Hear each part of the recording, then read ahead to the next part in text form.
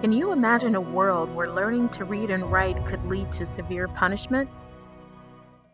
In the 19th century, the southern United States enforced a series of laws known as the anti-literacy laws. These laws were designed to prevent enslaved African Americans from learning how to read and write. But why were these laws put into place? And what were their impacts?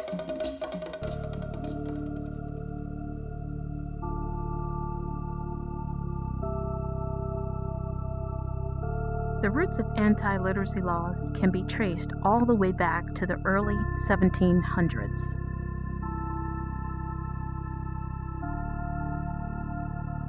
As the institution of slavery grew, so did the fear among slave owners because they believed that if slaves could read and write, they would challenge the oppressor in the way things were done. Slave owners believed that education could lead to rebellion, escape, and the spread of abolitionist ideas. In response to these fears, Southern states enacted laws that made it illegal to teach enslaved individuals how to read and write. South Carolina's 1740 law imposed fines on anyone caught teaching enslaved people how to read and write.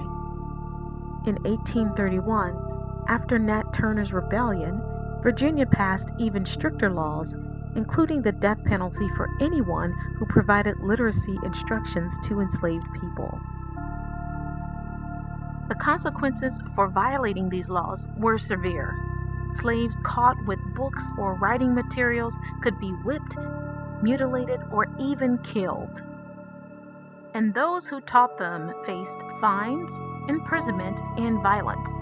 The goal was clear: to keep slaves dependent and powerless. Despite risks, many enslaved people and their allies resisted these oppressive laws. Secret schools were established, and courageous individuals taught in hidden locations. They used creative methods like teaching under the guise of religious instruction or using coded messages. The desire for knowledge and freedom was stronger than the fear of punishment. Frederick Douglass, a former slave who became a leading abolitionist, famously said, "Once you learn to read, you will be forever free." His journey to literacy involved secret lessons and great personal risk because he taught himself how to read and write. His story, along with many others, highlights the resilience and determination of those who sought education despite the dangers. The legacy of anti-literacy laws has had long-lasting effects.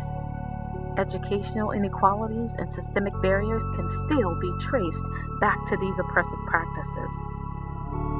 However, the courage of those who fought for their right to learn laid the foundation for future generations to pursue knowledge and education.